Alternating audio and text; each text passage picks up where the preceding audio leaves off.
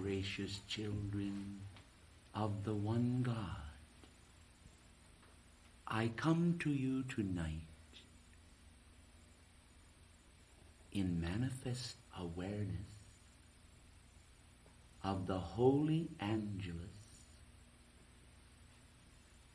at which time, as the pause honoring God and heaven occurs, mankind may feel the celestial carillon pulled by angelic hands, signifying the end of the day's work at every hour.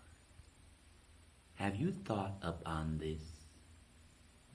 That every hour is the Angelus somewhere upon this earth. Well then, beloved hearts of light, will you think also of the great human need for healing? How mankind continually, because of the misalignment of their precious energies, do carry burdens both of mind and body. I thought before I came to you this night as to how, by your faith, I could assuage some level of human grief and bring greater peace to all. When my son, Jesus, was touched by the woman who had spent all that she had in search of a physician to dry up the issue of blood with which she was plagued, it came to pass that as she touched the hem of his garment, the issue was dried and healing was bestowed. As I came, I spoke also to those angels that together with Lord Raphael do so much concentrated service to mankind. And I asked them, one and all, to come with me. This they agreed to do. And so the trailing garment which I wear tonight is one charged with healing for body, mind, and soul. I do not say that all can summon those vestiges of vital faith that will produce the cosmic miracle in action now. But if your faith is large enough, I can assure you that you will be healed by the touch upon the trailing garment which I wear, thus producing in effect that which El Moria pleaded for in his initial application to the karmic board, as the class was convened and before, asking that in honor of Saint Germain, who was my own blessed protector Joseph, mankind should receive the touch of the miracle hand of God, to give some another chance, and that they might perceive the great love heaven bears, simultaneously with the hand of chastening, warning unto mankind. Long ago, when I spoke unto the children of Fatima, in my appearance there, it was to speak of diverse conditions coming upon the earth.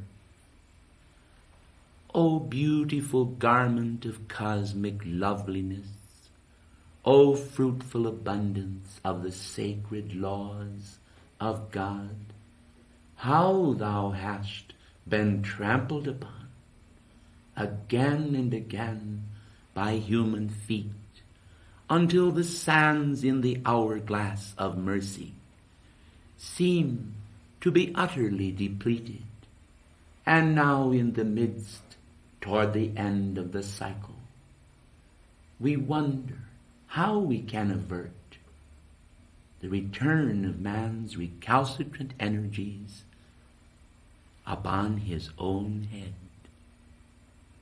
Yet we still pray for mercy and forgiveness for those hearts that have so carelessly trampled upon the very garments of cosmic loveliness, which are the fabric woven with angel hands and endowed with a sense of the eternal womanhood of God. You have thought of him as Father. Think also of God as an immaculate mother. Of old and previous ages, this was called the cult of the mother, because it represented in the children of men the cultivation of those beautiful spiritual energies which are your own blessed forte. Never from the heart of the immaculate image of God has he desired to see harm come to any of his children. Oh, how through the centuries heaven has worked, while the callousness of men has continually caused such sorrow to those of the angelic hosts and to those who are the true servants of God upon the planetary body. When we pray the great prayer for all souls, it is a prayer of infinite compassion. It is the prayer of the universal mother. It is the call unto God that compels the answer. And when mankind do not heed that call,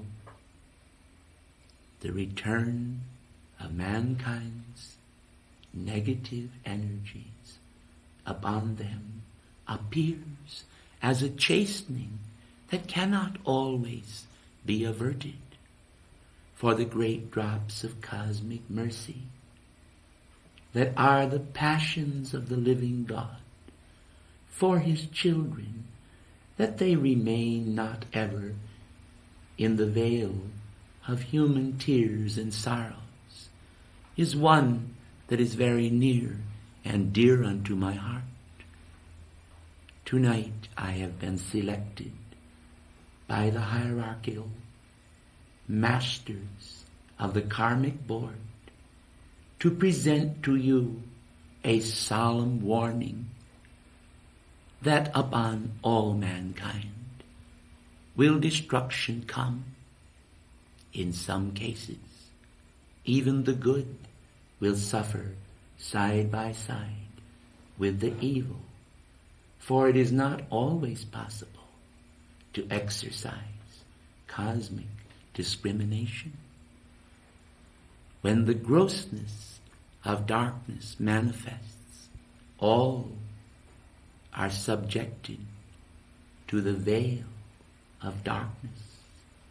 Only the light of the heart remains to cheer those souls who recognize with full devotion that tremendous eternal love ray concept that connects their heart through the darkest night with the heart of God. And oh, how in reality, through the avatars, the angelic hosts, and those stars of light that shine in the world, God himself has flashed forth tears for humanity, because humanity's concepts have become so gross.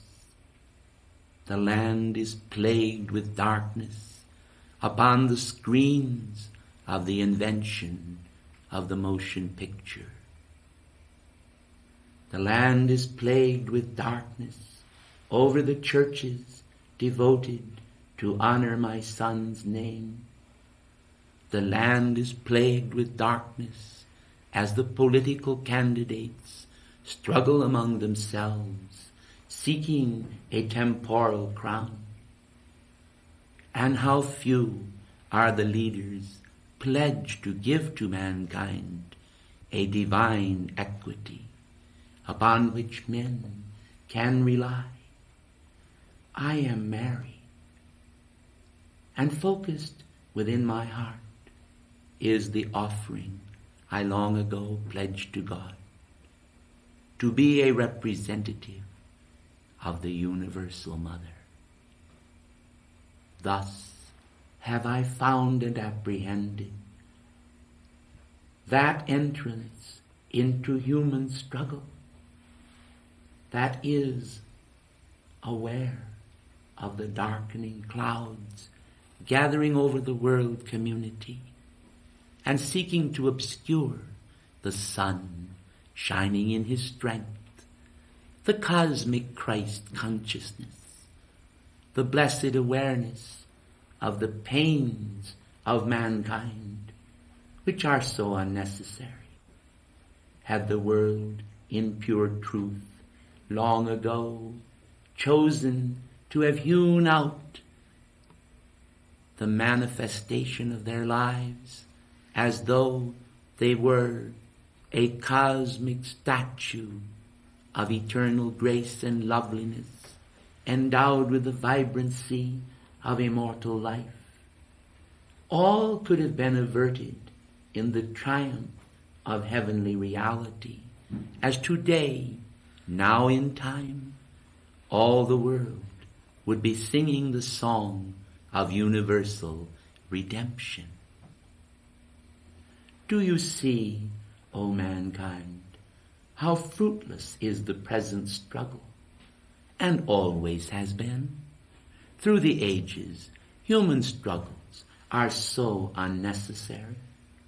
They are only a vying in and among mankind with one another for those trophies of human desires that in reality are as straw cast upon an altar to be burned.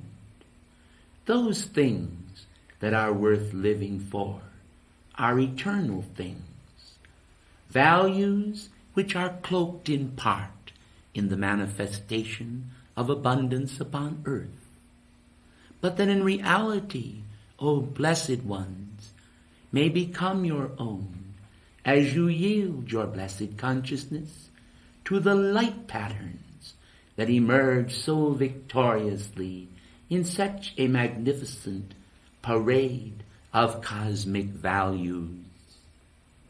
It is never enough for mankind to simply have appreciation.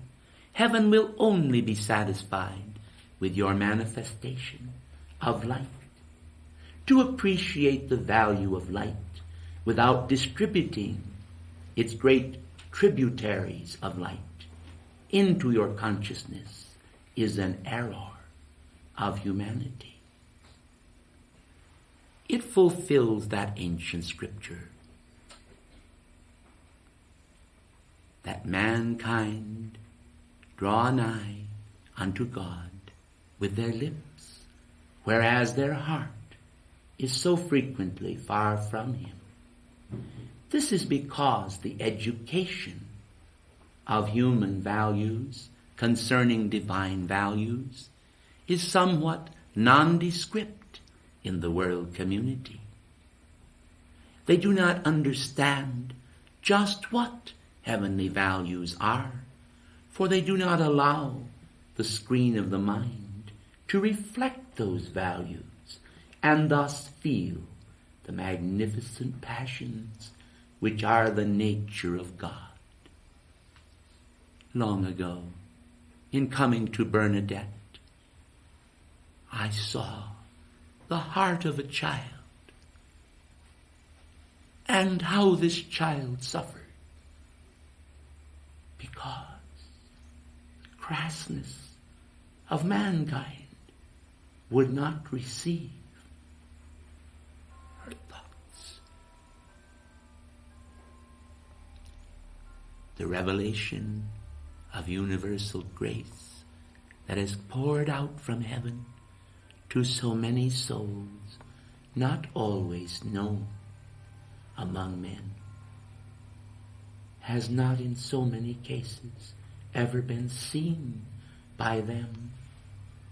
And only the heart of a world mother can feel and see at inner levels, if necessary, even through my angel representatives. Think about this, O mankind, for each angel peeping through the veil betwixt heaven's experiences and the experiences of earth are in reality my vision and the vision of the mother of the world. Her cherishment for God's children does not exclude any, but is given to all. Tragic then is the impending doom hanging like a sword over the heart of the world, for the elementals have even communicated recently with one another and preparing to execute cataclysmic strands of destruction that have only begun in the world order, unless the teachings of God shall be fulfilled in the hearts of many men and women presently totally dedicated to their own selves without understanding the great needs of humanity.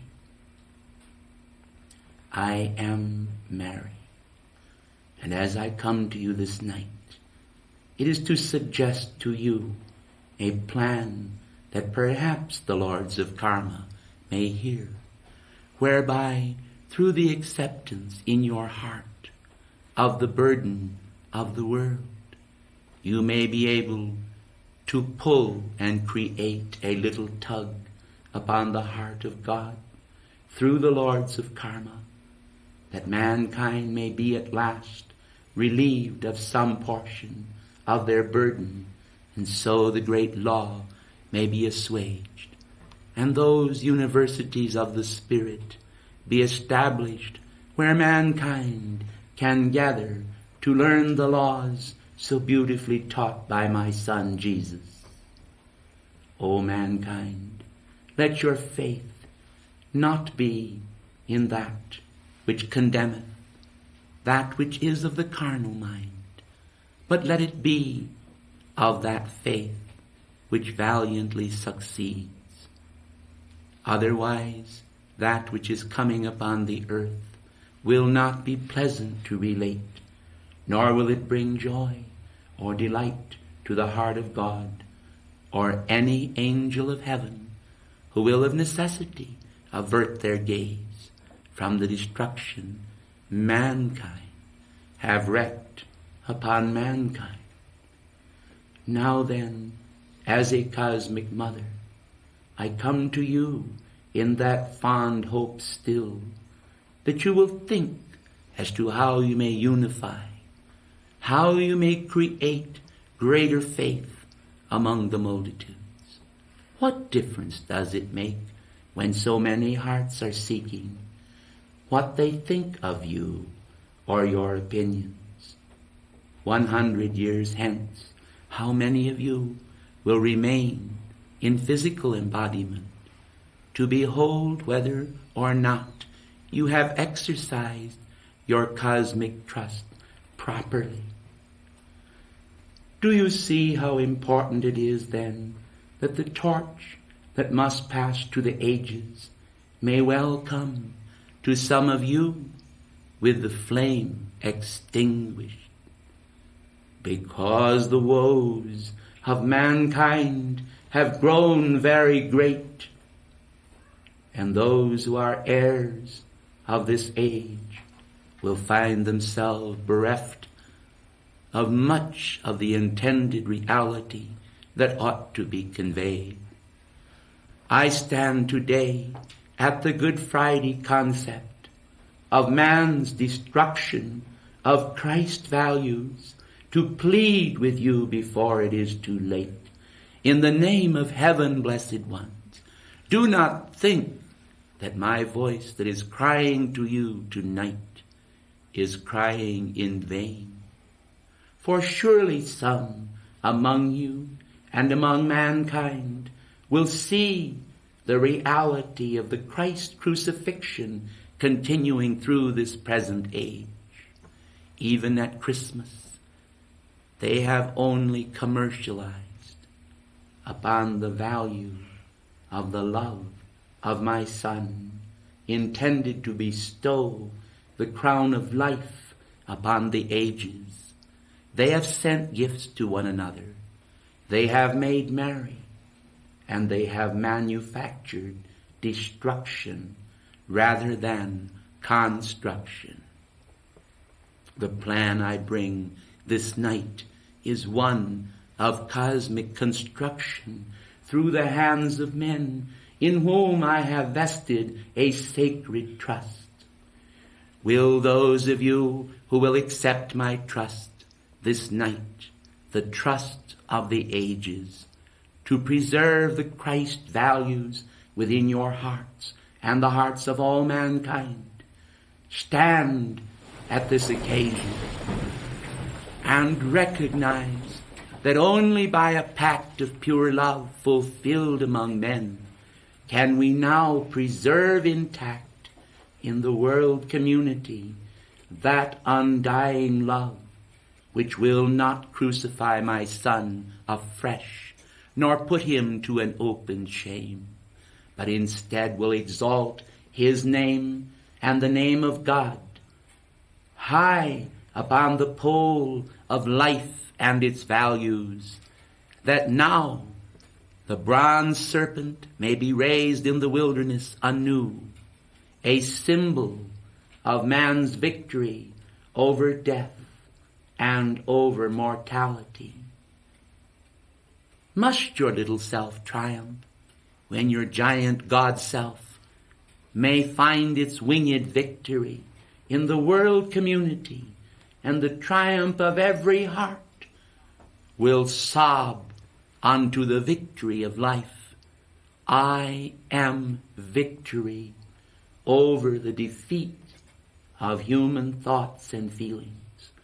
I am victory over all distress that is brought to mankind, those reelings that bring to his heart awareness to confess his failures to start in this moment of world turmoil, to reverse the process and gain for all that cosmic coil, serpentine, caduceus action up the spinal ladder of cosmic progress, to where the winged victory of the mind at last represents the law, and the law in all its kindness, fulfilling the brotherhood of man as design most holy and sign most pure, that enables all mankind to endure those tests in all their ageless purity and righteousness.